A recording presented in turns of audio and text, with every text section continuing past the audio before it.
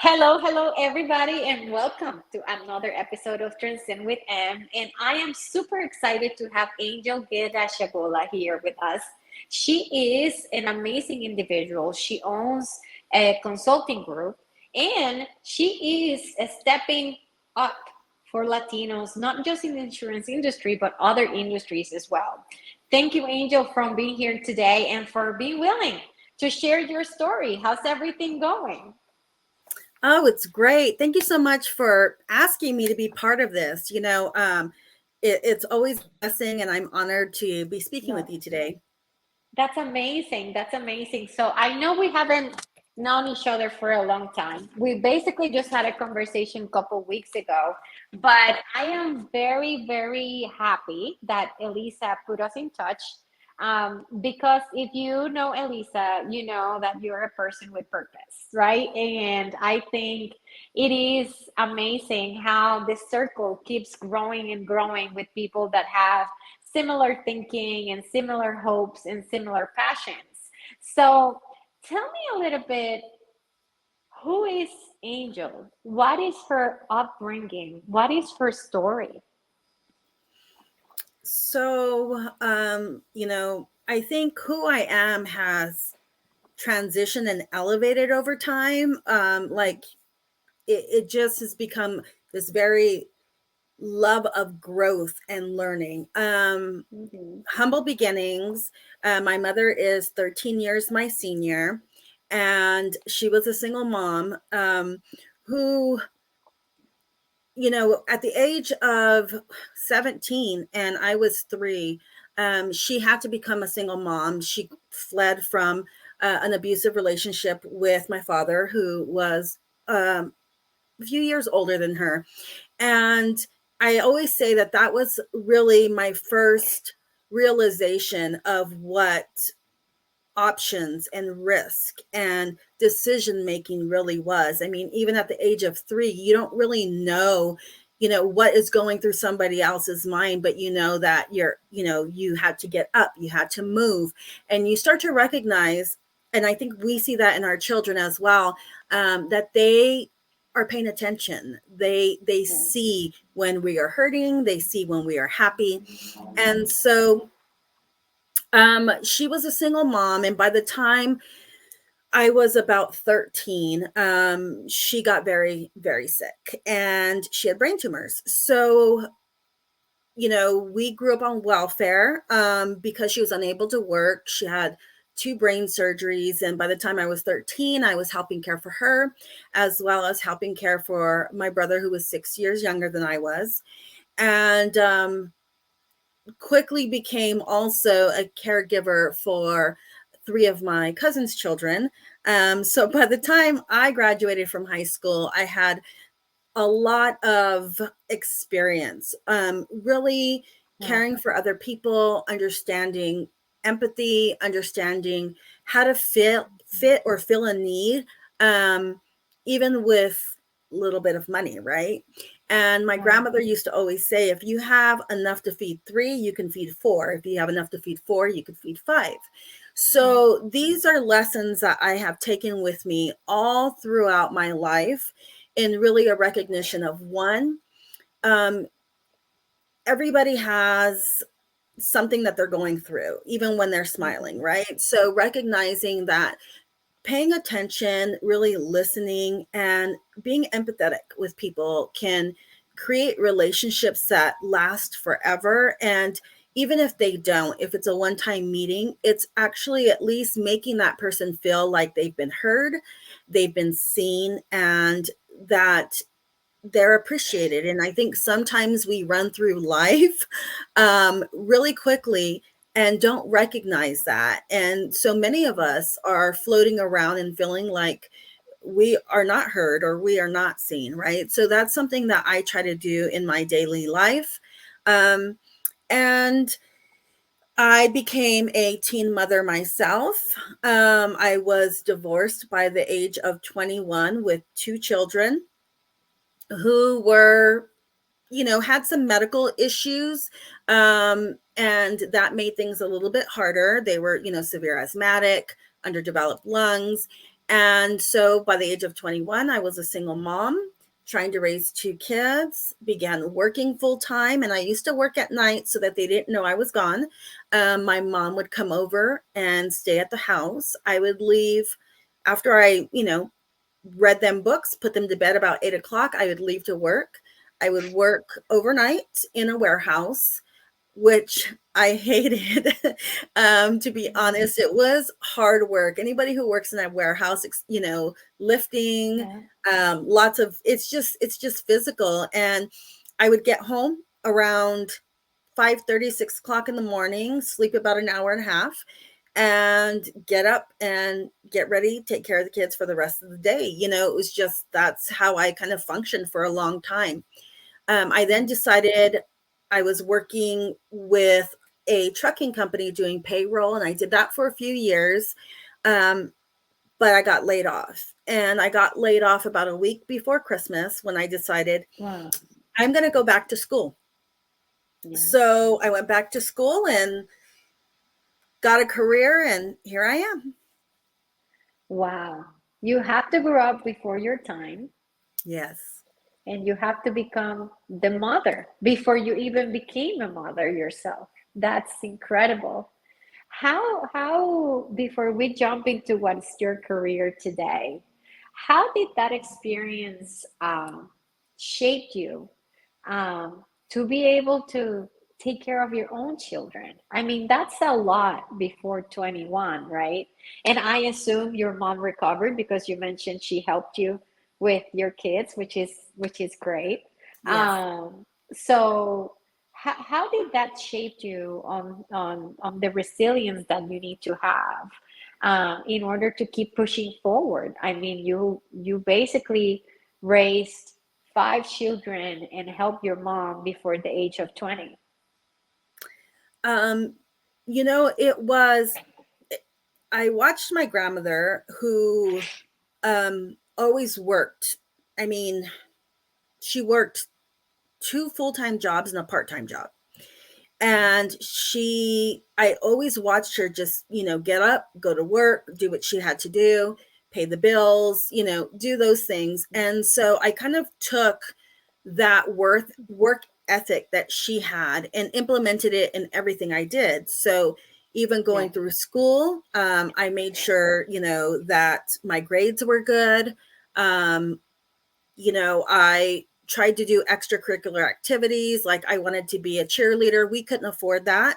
So I typed up a letter and walked to all of the local companies, especially the small Latino companies, and asked if they would sponsor me $25, $50 so that I could actually pay to buy my uniform and take part in that. And so, you know, all of that really created I think, entrepreneurship mindset, right? As well as a mindset of, if there's a will, there's a way. And Yeah. recognizing that, also kind of recognizing that money did not equate happiness, because even though it was very hard, I remember, my mom baking a 99-cent cake to feed us all, dessert after having rice and beans or tacos.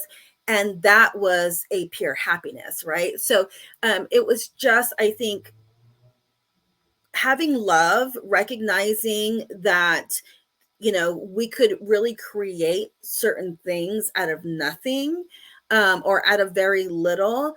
That was what molded how I thought about things. And it's something that I continue to work with. That is really commendable. So my hat, I don't have one, but my hat goes off to you Thank you. um, because similar to you, I never had children, but I was divorced by age 18. So I recognize how hard it can be, but I will never imagine how is to have to raise two kids at that age because I didn't have that opportunity. But it is incredible when I see young mothers. A lot of in our culture, it's also very normal that us, girls have kids before the age of 20. Mhm. and it's like a kid raising another kid, right? Because we haven't really grow up yet. We are No, I still, mean, even at but 21, yeah, I was a mother of two at 21. And I think, I had the motherly instinct. So my kids always came yeah, first. But I look back and I think, wow, like, yeah, it's a mind blowing, right? That our yeah, minds don't even fully finish developing until we're in our mid 20s. So yeah, it's yeah. kind of crazy. But it makes us work harder, right? And that's, I think, why we probably succeed more than others, is because we have that embedded into us, right? We Mhm. start cleaning when we're 2 years old.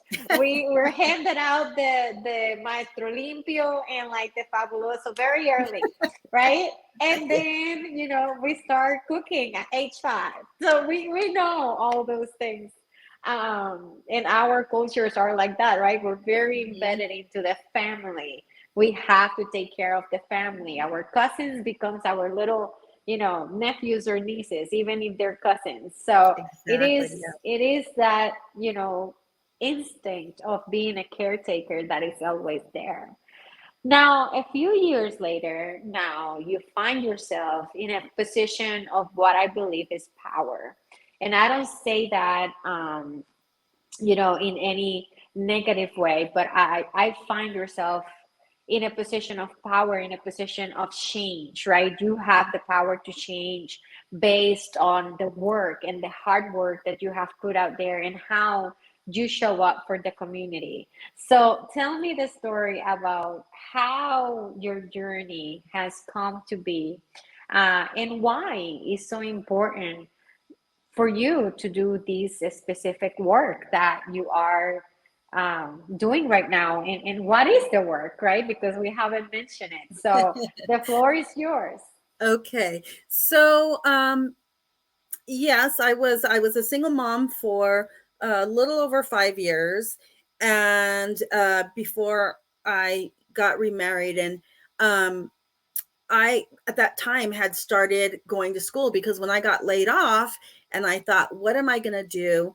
And I said, I had always wanted to go to college. I had done one semester in college right after high school, when I was pregnant, and I couldn't go back. So I decided to go back, and I really thought I was going to be a teacher, because I had spent so much time in the school with my kids. And, I had at that time, one of the other things that was going on was, this culture pressure of, being thin, being all of these things going on. And so I don't remember, I mean, I don't know if you remember, but at that time there was the fen, and there was like all of these over the counter medications that were being pushed for weight loss. And I remember, going to a doctor, being prescribed this and taking it. And I had I'm going to say mini stroke of sorts. That Oh my goodness. was, yeah. And it was all and based on, this fact of trying to be, thin and cute and Yeah. fit into what this culture said. And when that happened, I was still in school, and it was a kind of eye-opening recognition to me that, geez, like any day can be the end of our days, Your right? last And name, so yeah. I transitioned in from liberal arts, when I went to go get my bachelor's, and I decided to go into studio arts, because Okay. I was actually using paint and drawing and photography as a way to rehabilitate myself, after this mini stroke. And so I graduate from college and I need a job because by this time both my kids are, they're in elementary school. And um I get this opportunity to put in an application and get a job in a mailroom, which is about a week after I graduate. And I go into this mailroom, I begin to work and just do what I know how to do, which is take care of the people that are surrounding me, be very hardworking, and recognize how to fill their needs. And so Yeah. a year later, I get promoted, I double my salary, And I am sitting in a desk in an insurance company doing claims adjusting. And I remember thinking, how did I end up here? Because I just got Right. my degree in art, right? So my goal was to work at a museum someplace. Uh, Yeah.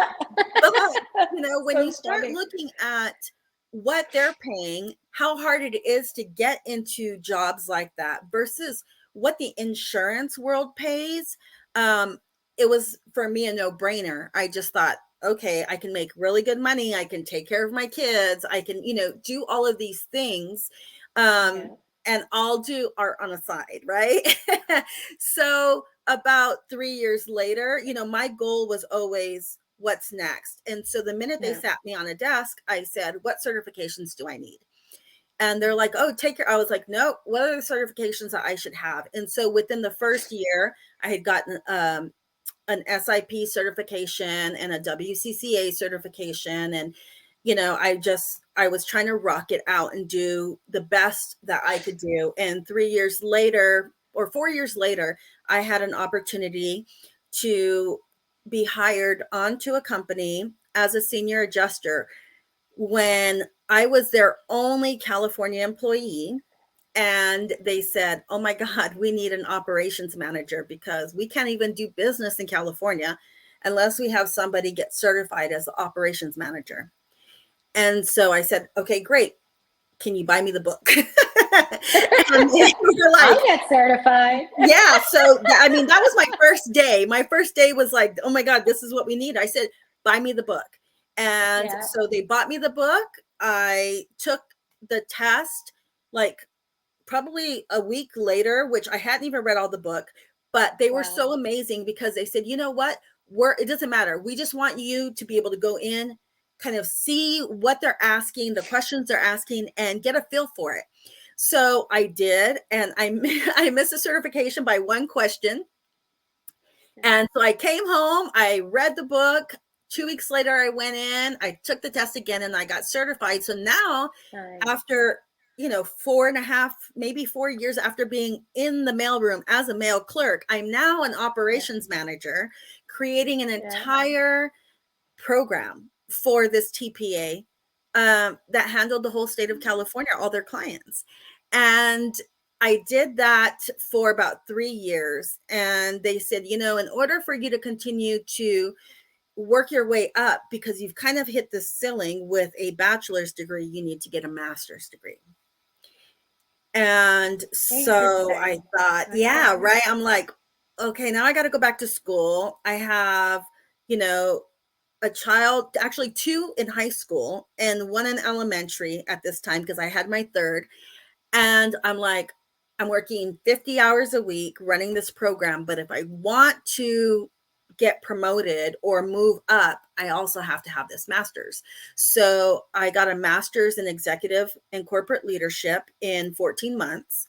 And about 3 months after that, I recognized that, you know, a lot of times they really like companies, managers, anything.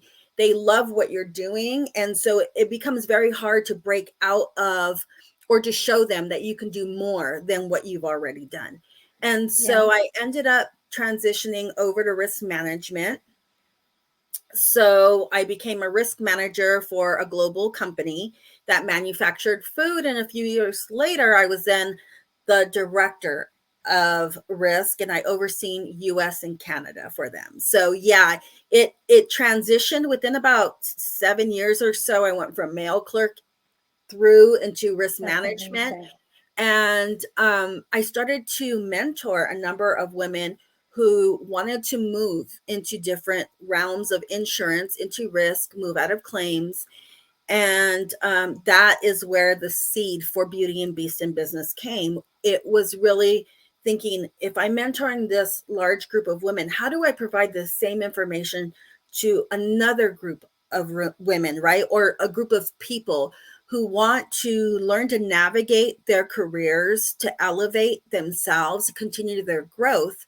And a lot of people, not just in insurance, but business wide, a lot of people, I think, hold information with the thought of, I don't really want to share or don't want to mentor, because if I provide this information to you, now you're my competition, right? Now that means you know what I know. Right. And so I think that's very hard. And for me, I've always had an opposite mindset. So that's really where this whole passion and mission of diversity and helping women and then helping Latinos and minorities came from.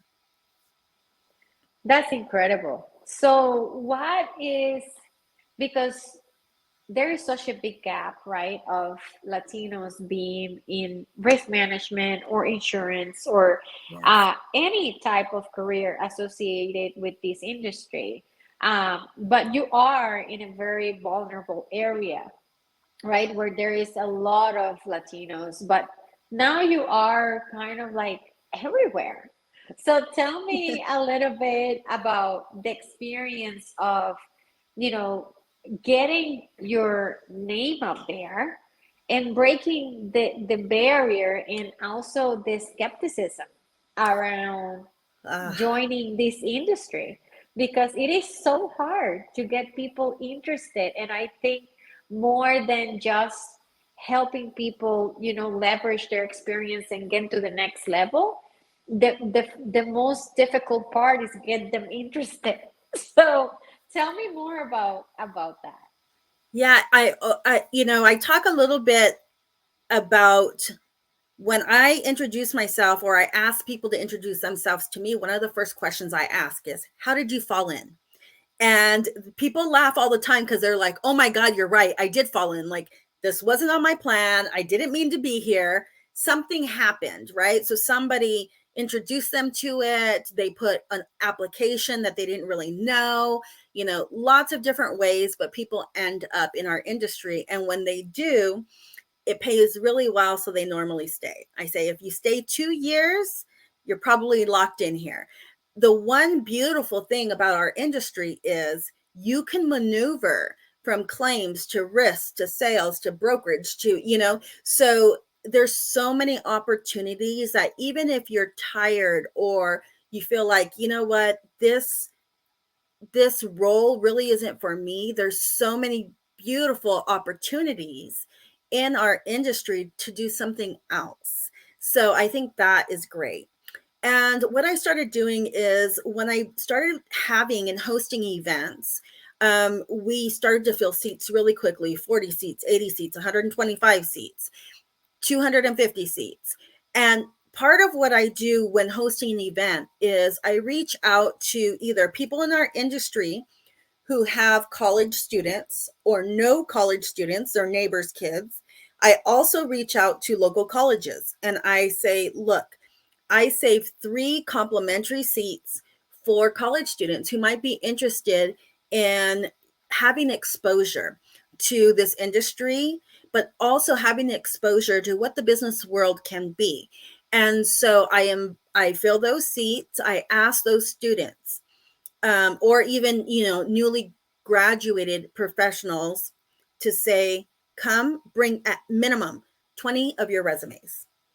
And I introduce them to professionals that are in our industry.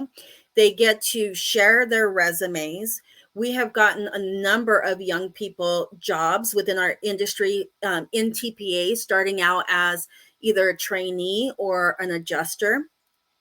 And so that's one of the biggest things, that's giving exposure, right? To people who may not even know that this industry exists. And the other thing is elevating them into a position where they walk through a door with a large group of professionals, VPs, directors, managers, who have open positions or have the opportunity to connect them to other people who can potentially hire them. So for me, it's a number of things of giving them the visibility, letting them know what the opportunities are, providing them connections, kind of like a sponsor does, right? They do that. So these are things that, one, we don't see in underserved communities, especially the Latino community. When I was in high school, I never had anybody who looked like me show up at a high school and say, this is something that you could potentially do. You can create a great career. You can make good money and, not live paycheck to paycheck and take care of your family. And so still to this day, there are not many people who go into colleges or high schools and say, hey, here's an opportunity for you. So that to me is really important, is to make sure that we are bringing up the next generation, that we're providing opportunities and letting them see that there are Latinos, there are Blacks, there are Asians, there are Indians, there are people of color, there are whites who came from underserved communities, right? Every type of group can come into this industry and have an ability to create an amazing career. It is really true. It is really true. And I think, right now with what is expanding, people don't realize that there are so many different realms, right? There is a bucket for creativity. There is a bucket for business. There is a bucket for, those that like numbers. There is a bucket for everything. IT, everything in this industry. And when people ask me, how long you've been in the industry, why are you in the industry, I always reply that since I started in this industry, not one day in 18 years it's been the same. I am always learning something new. I'm always learning something from someone else. There is always a new challenge that comes up. It is constantly changing. It is always challenging because new courses come out, new strategies come out. There is 7 different things that you have to now get accustomed to because the Yes. state changed the law or the politics got involved, right? So there is so much to it that you're never ending to learn what it is about or what is the reach that you can have and the lives that you can change, because it runs from research to politics to everything. Like that's how I got involved. I was on the medical field and I went to support some researchers at a research center that was completely focused on doing research for insurance policies, a center for ergonomics and development. Interesting. And Okay. that was how I learned. I never thought I was going to be on the business side. I never So that's thought how I was you going to. tripped and fell in. Yeah, that's how I fell in. So it is so impressive that all of us kind of, you know, develop our careers. And once we learn to love it, it is, this amazing journey and a roller coaster of things, because you can go from here to here like you did, right? Well, like this, from here to here. Or you can just decide to stay somewhere that you feel comfortable, right? So it is pretty amazing. So tell me about, you know, the purpose of Beauty and Beast in business, and what is that we can expect from you for the next year, what's coming up, how can people reach out to you and why they should. Okay, so Beauty and That's Beast a in lot of business. questions, but it's okay. I know. Let me see how I Yeah, can let flavor me this. let me But yeah, Beauty and Beast in business. I created it actually. I started with just women in risk, but like I said, after our first event, the second event, they were bringing their sisters, their neighbors, their colleagues in HR, and so I realized, okay, so this is not just for one particular type of woman. And what I also was focusing on was not so much the detail of what they did in their job, because I think that is one of the biggest things that I see, whether it's education, whether it's conference. Yes, they need continuing education credits, so many per year, depending on what your license or certification is. But one of the biggest things I seen was they were regurgitating over and over the same information. It didn't matter what conference you went to. It didn't matter, as long as the topic was MSAs or it was slip and falls, this regurgitation of the same information was occurring. But it wasn't really, I think, supporting the attendees in a way that taught them that they could actually either one, navigate into other roles in that, whether it was claims or risk, or even navigate into different roles, right? So a lot of people thought, this is my job. This is all I'm going to do. I show up and I get these continuing education. For me, it was really important to bring in more of a career development, of a motivation, of an inspiration, right? So we bring in speakers. And so we have both. We have continuing education for professionals in the insurance and risk. And then the other portion that comes in, which kind of breaks up the monotony, is speakers who are presenting leadership skills. They're presenting financial empowerment resources. They are presenting team building. They are telling their stories about things that they have done, barriers that they've overcome, experiences that they've had. And they're weaving this story in a way that ends with actionable steps that our attendees can take to do the same thing, right? Or do something similar. And that's not something that I see a lot. We have a lot of motivational speakers out there. They tell their story, and then you're like, great, but how the hell do I do that, right? So our goal is always to have our speakers end with, and if you'd like to, do this, here's some action steps that you can take. So that's one of the biggest things. I named Beauty and Beast in Business. And the reason the name came about was one day I'm looking in the mirror and I'm recognizing, all the names that I've been called, all the, not just me, but, women in general. And, you sometimes try to fit this box, whether you're in risk, in claims, in finance, doesn't matter. You try to fit whatever box that they have in that industry, or whatever, the culture says you're supposed to be. And that's great, but you get lost in that, right? You just become another pretty face that, is not being invited to the table. And many times they also don't recognize your knowledge base. They don't understand your skill set, because you are trying to not break the box or trying not to disrupt what you think you're supposed to be.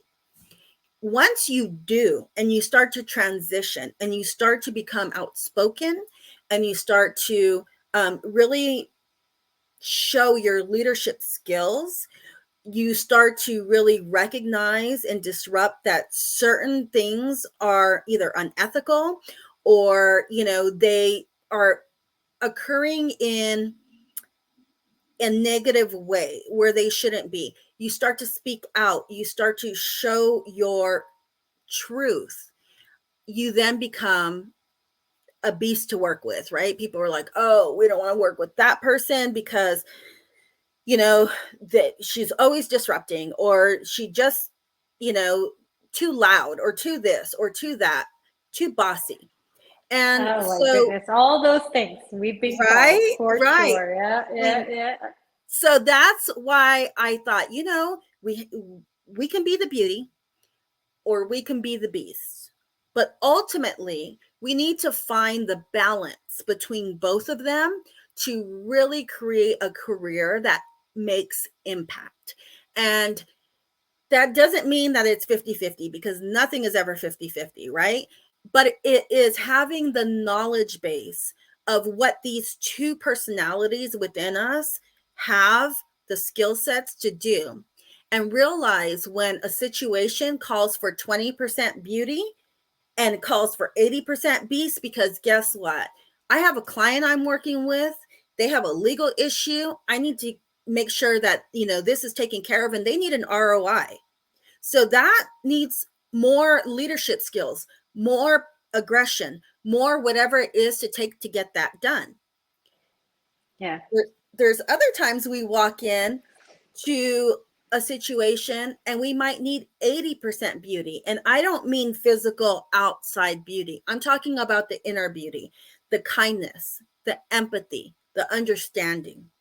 Because sometimes we need more of that to listen to who we're working with so that we understand where their gaps are, the pitfalls that they need assistance with, so that we can then support them and push them through that next step. So that's where Beauty and Beast came from.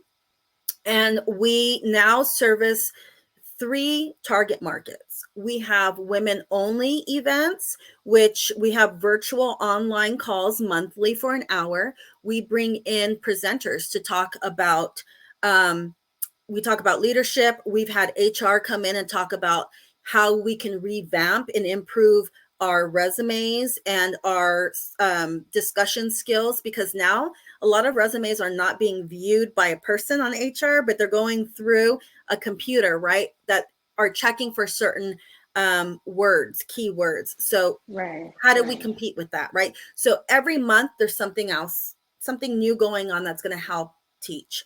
The second is our Latinx leaders.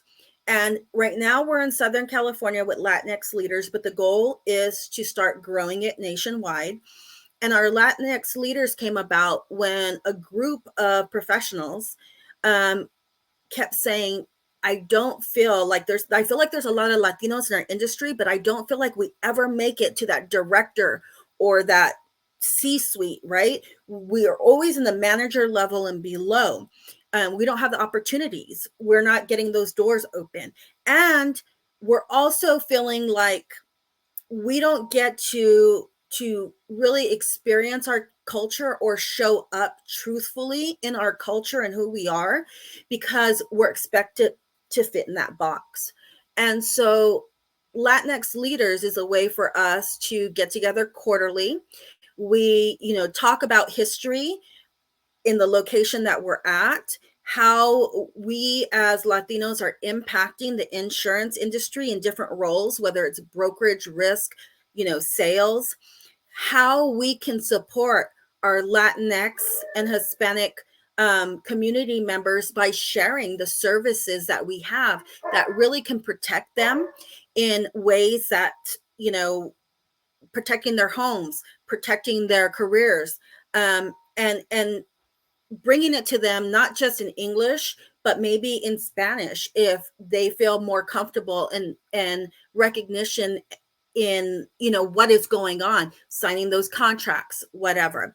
And then one of the biggest things I feel is we celebrate our music, our art, our, the way that we've grown up, our culture. We share that with people who come.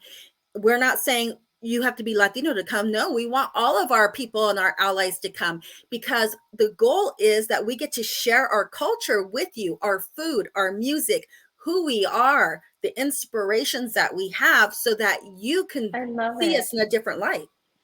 I love it. I love it. Inviting them into embracing the culture. I love that.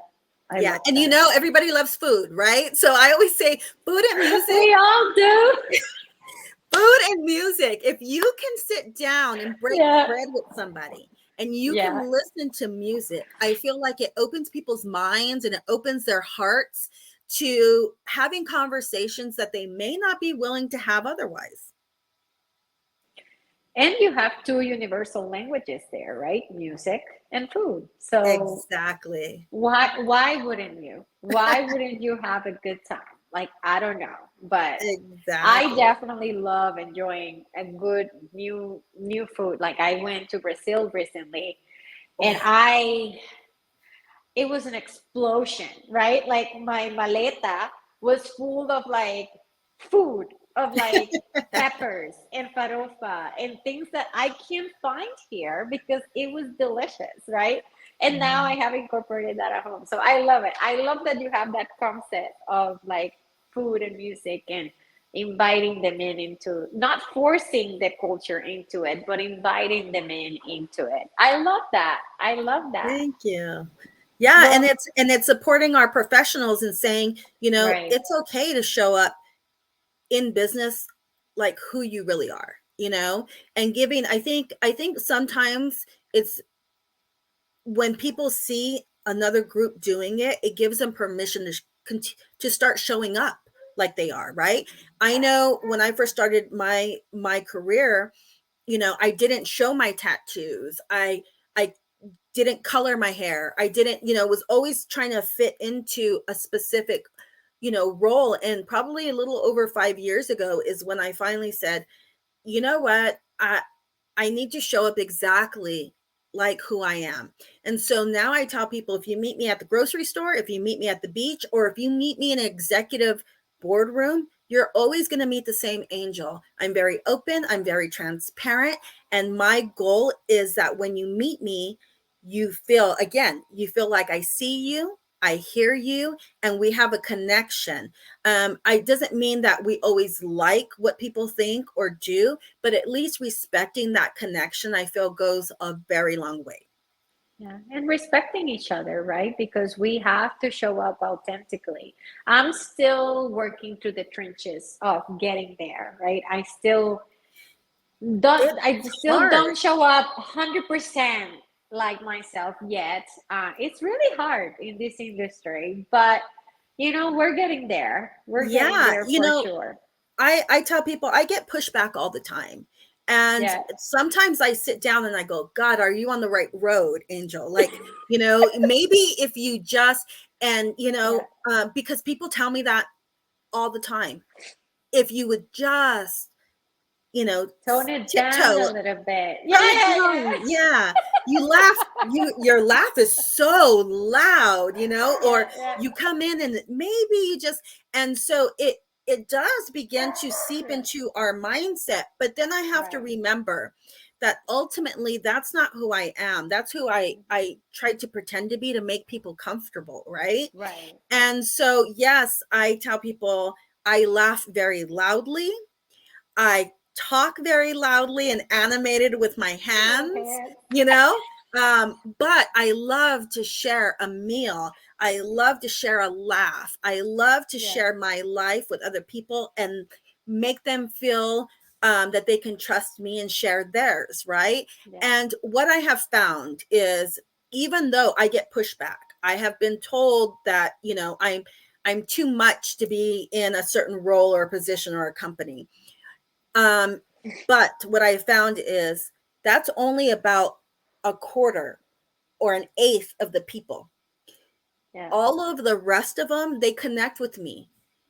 And they don't connect with all of me, but they're like, oh my God, Angel, yeah, I was raised that way. I came from Yeah. there. You're right.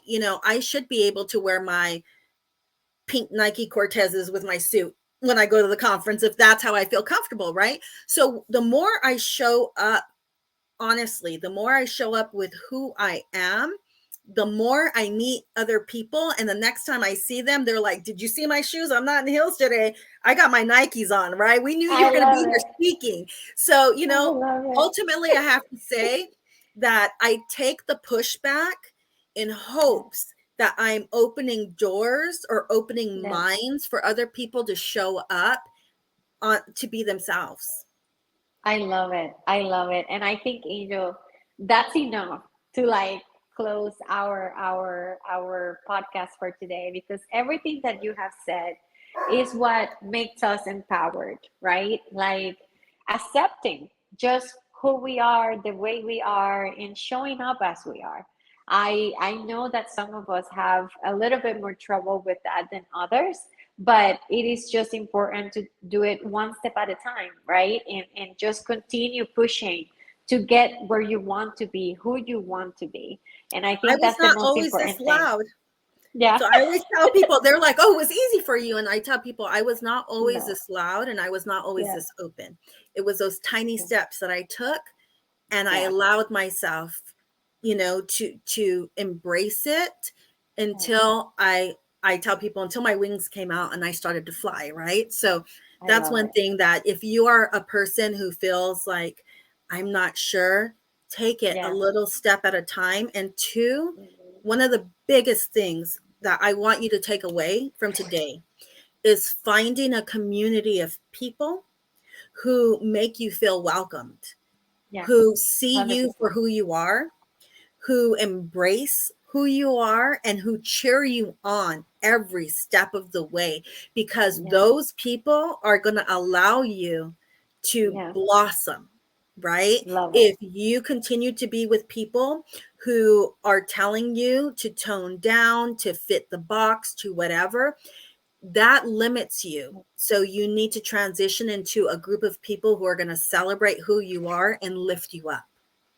Love it. Love it. Well, thank you, Angel, for being here. Thank you for sharing your amazing story. I feel we have more in common than we thought. I think And so. I cannot wait. The call was like on Friday, right? Last Friday. Yeah. The weekend just went way too fast. And I was like, I don't remember it was Thursday or Friday, but it was great. And I look forward to continue attending every month, which is really awesome.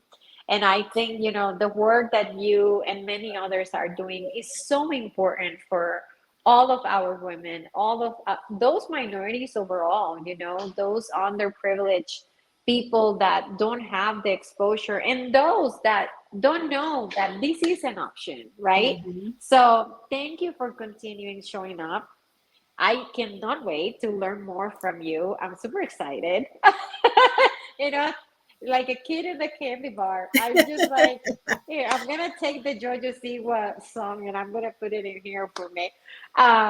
Because it's really inspiring, right? And when you find people that inspires you, it's just amazing the things that you learn and how you motivate yourself to do better, right? And to continue doing the good work. Sometimes you need to hear, somebody else so you can continue doing the work. So, So we lift yeah, each other, yeah, right? yeah, And if yeah. anybody wants to get hold of me, you can find me on LinkedIn under my name, Angel Guerra-Chagolla. We also have a business page, Beauty and Beast in Business. And we have a website, beautyandbeastinbusiness.com. You can get hold of me any of those ways. And I hope to hear from some of you. We have some events, we have some phone calls, we have 2 conferences coming up, one in Puerto Rico, which is going to be really a summit of people who are looking for impact in DE&I, and that will be in June. And then we have a 2-day in Southern California, Carlsbad, called Celebrating Cultures. So we will be bringing speakers and discussions and food from Latino, Asian, LGBTQ, Black, Awesome. you name it. We're going to be there. And the goal is that we all show up with open hearts, open minds, and open arms so that we celebrate one another. Amazing. And with that, folks, this is it for today on the Transcend with M podcast. Again, thank you, Angel. You've been amazing. And I cannot wait for people out there to hear your story, which is just amazing. Not just uplifting, but overall encouraging. So Thank you thank you for so having me. much. Have an amazing night. Thank you. Bye bye.